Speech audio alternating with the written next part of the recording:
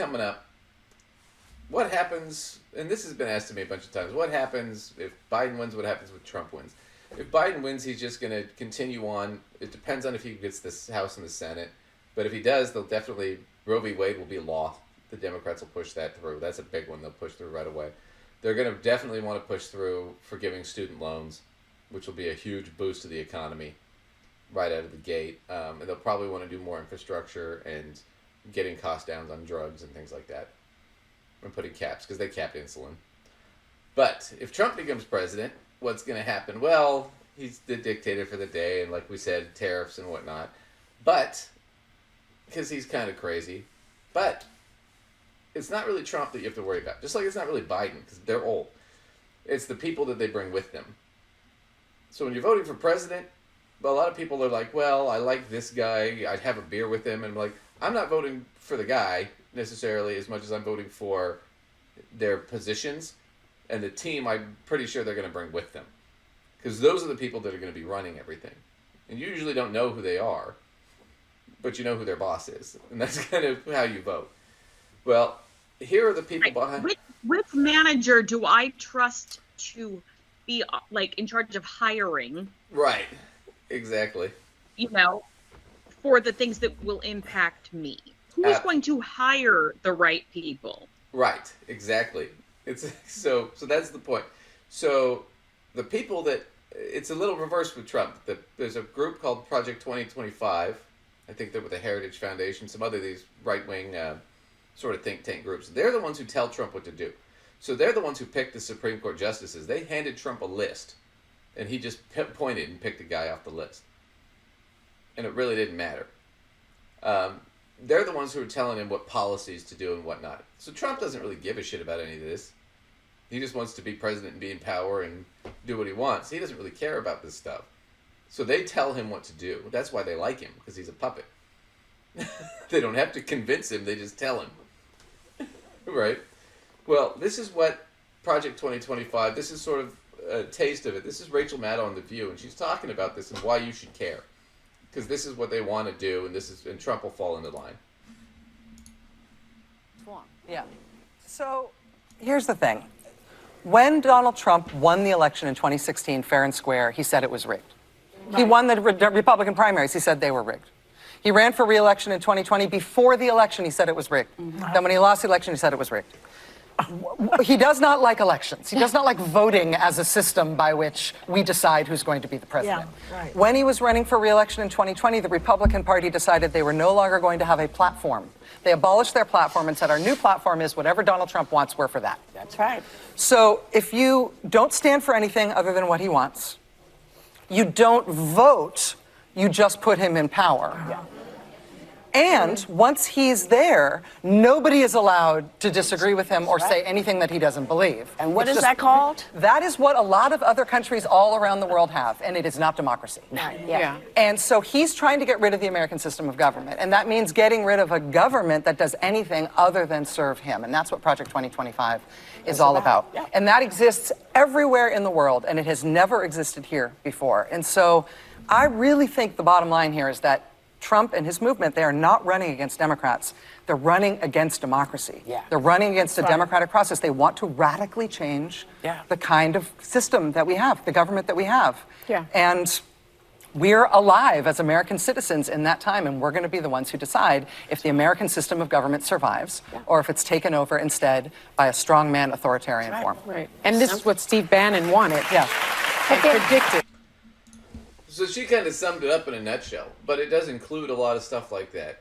Like they want to bring back impounding powers from the president, which means that any money that's cleared by Congress, right now the president has to. So if you're Congress, Lacey, and you tell me, the president, hey, you need to give this money to Mexico for whatever.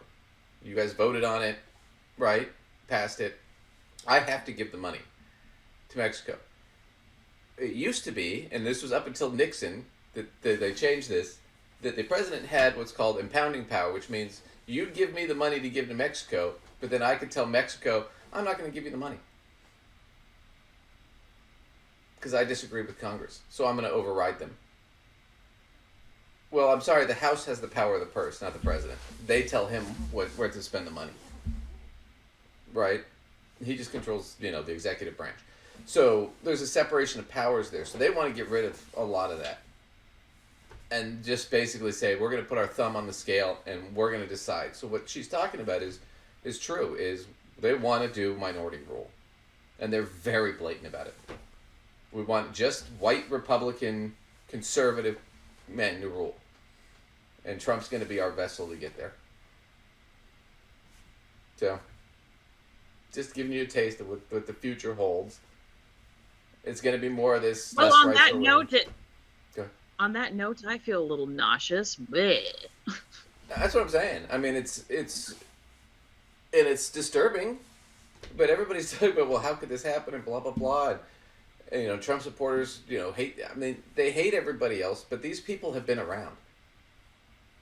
The neo-Nazis, the skinheads, they're always around. They're just getting smaller and smaller in number every year. There'll always be some, but it's just one of those things where, you know, in the 90s, it was, in the 80s and 90s, it was okay to basically humiliate and make fun of gay people. By the 2000s, not so much. And nowadays, it's still pretty taboo. And the people that do it on the right wing make a ton of money doing it because they still appeal to that group that wants to do it. As where most of society moved on and said, look, I'm a straight guy, I'm doing my thing, I don't really care what the gay people do, but I certainly don't want them to be, you know, tortured and humiliated, and I don't want to see that shit. You know, I'd like that. No. Oh, I know gay people. I don't want them to be fired or kicked out of their homes for their sexual preferences or who they love. I don't care. That's how most people are. But there's still always going to be that percentage of people who are just that tribal, where I hate them, right? And Trump represents that group. Yeah, he's running on, I'm going to get all the people you don't like.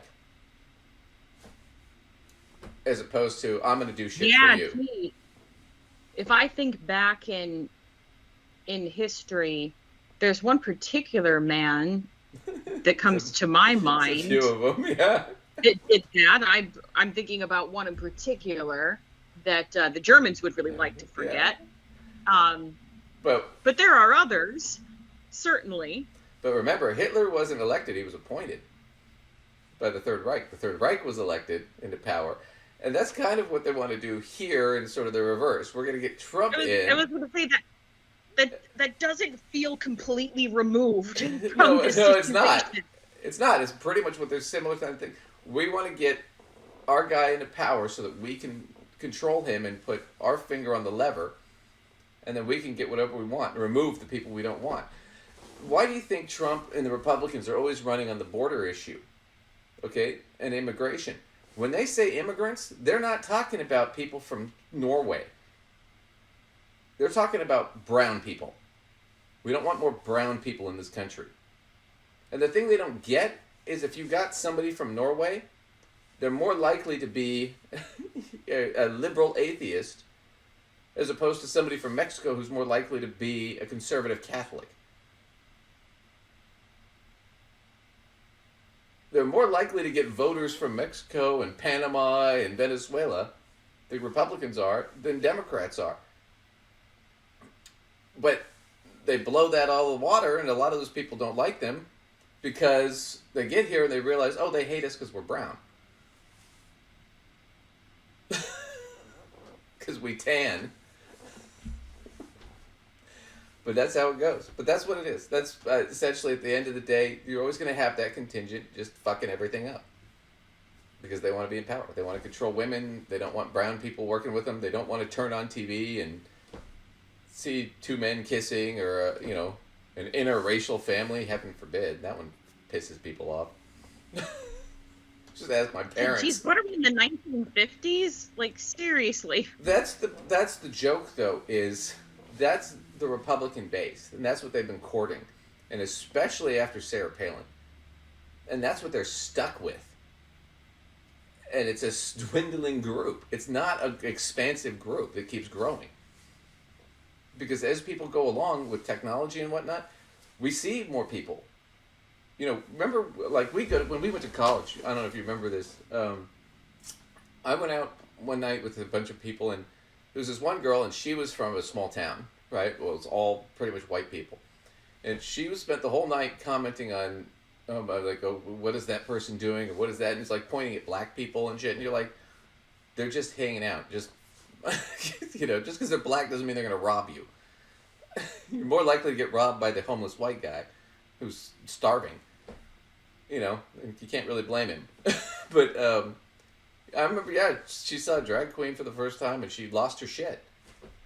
And that's the difference, though, is we grew up with that shit. We don't think much about it. We went to college in the city. We don't think much. We walk out of the door, we expect to see everybody. If you walked out of the door and everybody was one color, you'd start to panic a little bit. Like, where the fuck is the diversity? What fascist regime did I walk into? So on that 2 points, I did not grow up with any of that No, I stuff know. because I grew up from a tiny, tiny little town in North Dakota. So when I moved to Portland, where I met you, that was sort of my first experience in really seeing people that were different from myself in lots of different ways. Right. You know, gender representation and sexual orientation. I did have a little experience with diversity in terms of, you know, ethnic diversity because there was an Air Force base not far, you know, so we got some, you know, influx of people from every nationality there, in smaller quantities, of course. Right. But that being said, you know, there's something to be said in the upbringing. I was very fortunate in that I had a mother that sort of taught me from the time I was the little kid that everyone was more the same than they were different. So that was sort of my worldview. And I don't know that she exactly knew how to teach these things because she was from a tiny little place. She was a farm girl. Right. But at bare minimum, I did walk into adult life with a little more curiosity and open-mindedness, despite what I didn't know. And I don't know that everyone from those tiny communities exactly get that. No, you know? And that's the thing, is they're from those tiny communities, and now they turn on their TV, and it's not all white people anymore. And it's not all straight people anymore. And it frustrates them. And they're upset. And they're scared. That things are changing too fast. And it's like, no, this has been going on for a long time. You just live in, you know, podunk nowhere. So you don't see it every day. But if you lived in the if you live in the suburbs of the city, you see it every day. And it's, you know, we don't care. It's just more people to sell shit to for us in the capitalist industries. Right? You know, I don't care if it's a gay couple or a interracial couple or a single person. I don't care. I just want, you know, I want people to get along and live great lives so we can all prosper and do well. You know? Me and Spock. So...